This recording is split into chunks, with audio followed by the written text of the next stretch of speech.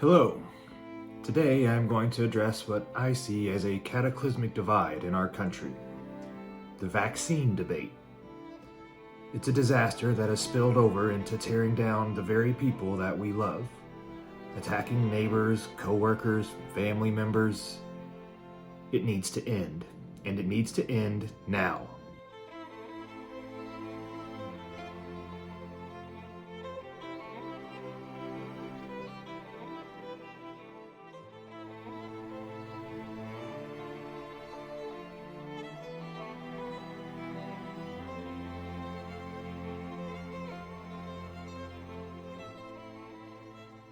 In December 2021, only just a month ago, I traveled across the country. I was traveling with the father and son. All three of us had our vaccines and booster shots. While we were waiting at our terminal for the plane to arrive, I overheard the father speaking to his son. His son had moved his face mask down to his chin for a minute to eat a few pretzels out of a Ziploc bag. His father quickly quipped at him, "Come on, man, you can eat faster. Get your mask back on." The father then warned his son, "You have to keep in mind that we're surrounded by crazy people." He was referring to those individuals sharing the airport with us who have chosen not to get a vaccine. I know this father well, and I know this individual has an IV drip connected to the mainstream news. The same news outlets who call unvaccinated individuals science deniers, an insulting narcissistic smear that implies those who have vaccines are in some way more intelligent than those who don't. This rhetoric is not only patronizing, hateful, divisive, it's not even accurate, as I thoroughly dismantled in my previous speech, where I laid out example after example from the last 2 years of the scientific guidance proving to be inaccurate. What truly scares me is the planting of these obviously biased perspectives into children's minds. That child now genuinely believes 1/3 of our entire country are a dangerous threat to him, not to be trusted or interacted with. My heart goes out to all the impressionable young minds who are receiving this message, and I pray that they have someone in their lives to at least explain, with a fair benefit of the doubt, why someone wouldn't want a vaccine, and not label them crazy, illogical, walking death spreaders with no respect for human life. In this individual's eyes, and in the eyes of those who support vaccine mandates, that's who the unvaccinated are. I could pause now and discuss the utter hypocrisy of condemning others for potentially spreading the virus, all the while packing your family up, traveling through 6 airports, exposing yourself to tens of thousands of people, all of unknown infection status, knowing that your vaccine doesn't prevent you or your children from getting infected and potentially infecting any of those tens of thousands of people you expose yourself to. I won't dwell on that, because I respect this father's right to make the decision that he sees fit for his household. If he did a full analysis of the risk both to himself and the public and came to the conclusion that his personal priorities to travel and see his family were more important than potentially endangering countless others, what am I supposed to do? Call the Karen COVID police on him? Wouldn't I have the right to call his decision selfish? Maybe even crazy? But I have zero desire to do any of these things. All of those options are the very definition of short-sighted, self-important virtue signaling. So I don't say a single word to him, because I actually put thought into understanding him. I understand that he came to the same conclusion I came to when I decided to go see my family. I'm not a bad person for this, neither is he. We're all doing the best that we can to balance our duty to our individual household with the duty to the rest of the world. No 2 households equation looks the same. If you need to send your children to daycare or to school, despite us knowing that children are factually the highest vectors of transmission, I'm not judging you, even though I don't have children. I'm not critiquing this, because I understand how difficult it is to balance a career and care for your children. I understand the importance of your children's education, and as I said, even though I don't have children, I'm okay with your children being out in the community, spreading this virus, and putting me at risk. If you need to go to the gym to exercise, I'm not judging you, because I understand your physical and mental health are high priorities to you. If you attend church and deem spirituality as highly important to your health, I completely understand. If you're a social creature and you want to go out to a bar or a sports event and have the ability to simply smile at other human beings without a mask, I understand that need too. I hope you're catching on. Every household has a unique combination of priorities that make it impossible to prescribe a set of approved activities that we all have to follow. It's unrealistic, and it happens to be why all authoritarian countries look dramatically different than the United States. But there's actually something even more contradictory and deplorable happening to our unvaccinated Americans. It's far, far worse than name-calling. Let me tell you the story of our unvaccinated frontline workers, who in 2020 valiantly put themselves at risk while you were safely quarantined at home. They worked 80-hour weeks, and they sacrificed their personal lives. They sacrificed their health, willingly exposing themselves to a virus of unknown severity. Why do you think they did that? To protect you. To protect all of us. It was a beautiful and unifying time for our country. On behalf of the whole country, thank you, first responders, for your bravery. And that includes the unvaccinated.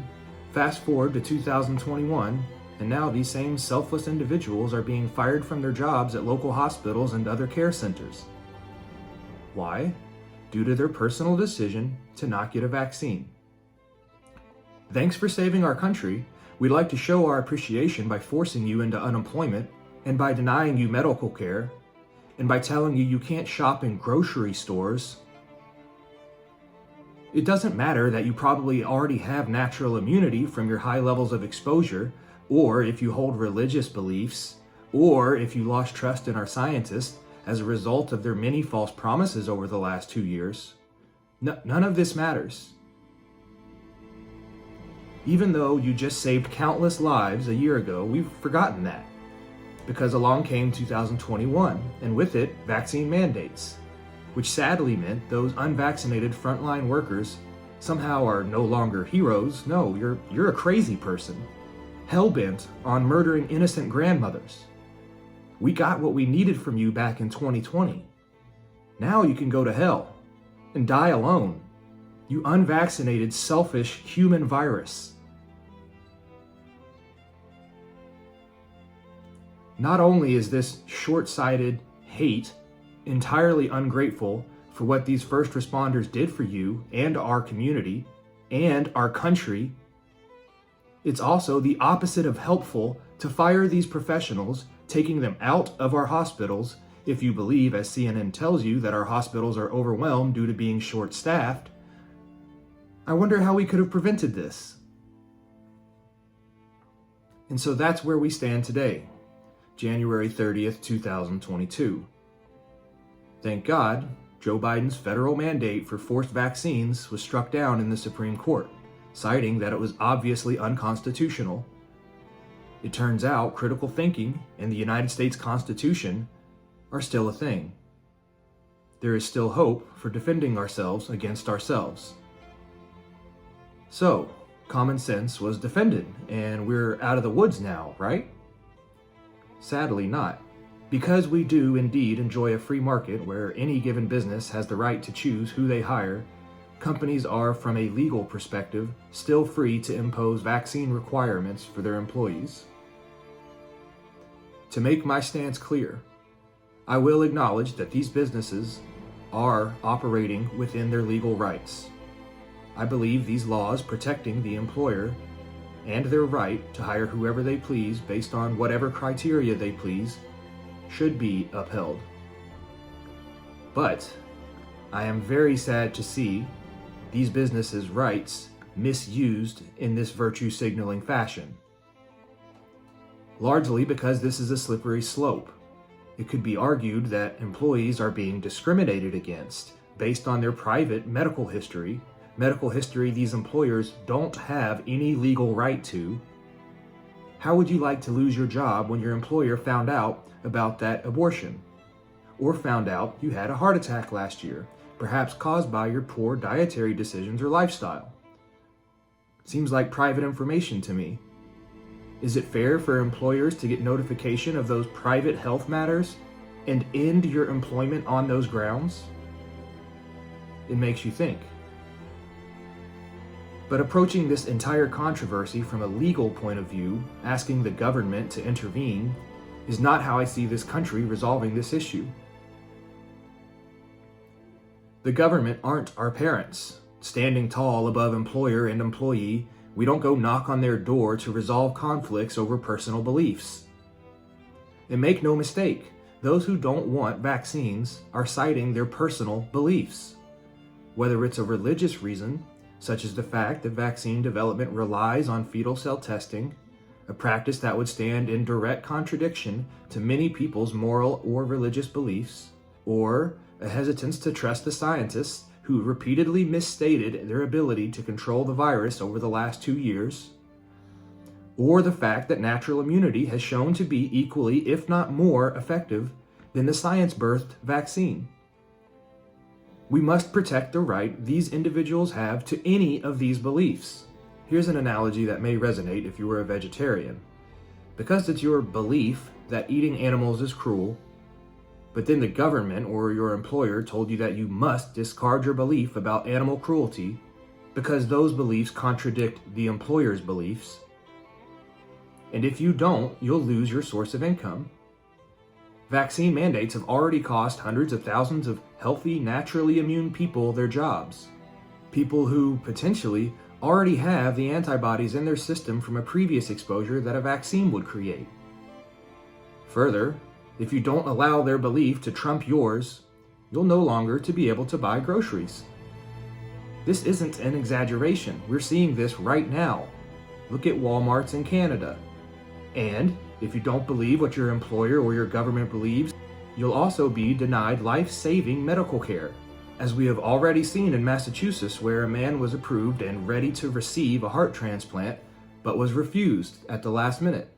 This life-saving surgery over his vaccination beliefs. These aren't hypothetical issues. They're already happening today, and it has to stop. It doesn't matter how scared you are of COVID. You don't have the right to do this. It's inhuman. Not asking but demanding people to violate their own beliefs is fundamentally wrong. It's literally the exact freedom that the United States of America was founded on. So what are my beliefs? I believe that while these businesses have the ability to enforce whatever employment criteria they please, there is only one choice that upholds obvious fundamental human rights: the right to work and make a living, the right for my private medical history to be between me and my doctor, the right to not be forced into contradicting my religion, the right to autonomy over my own body. Unfortunately, these arguments will obviously never hold weight if the person you're debating with doesn't believe in religion in the first place, and that person thinks the United States Constitution is just a dusty old scroll, and if that person has the socialist belief that the government should provide our primary source of well-being, not our individual endeavors. Of course, those people won't understand these principles. But that's a topic for another day. I hope my words are encouragement for my friends and everyone out there who simply don't see the vaccine as the right thing for them. Being vaccinated myself, I obviously hold a different belief, but that's the whole point. I respect their beliefs because I know they're coming from a highly complex analysis of their own lives' priorities. These people are still my friends. These people are still my coworkers. I still want to work with them. I still love them. And they are owed equal rights in all facets of life. At work, in the community, at the doctor, everywhere. I'd love to hear what you think.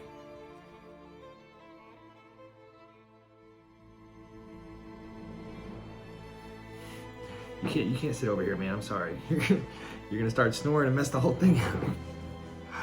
Oh my goodness. Okay, so Gilbert, no, come on, man, move. He's like sitting under here grooming himself under the microphone.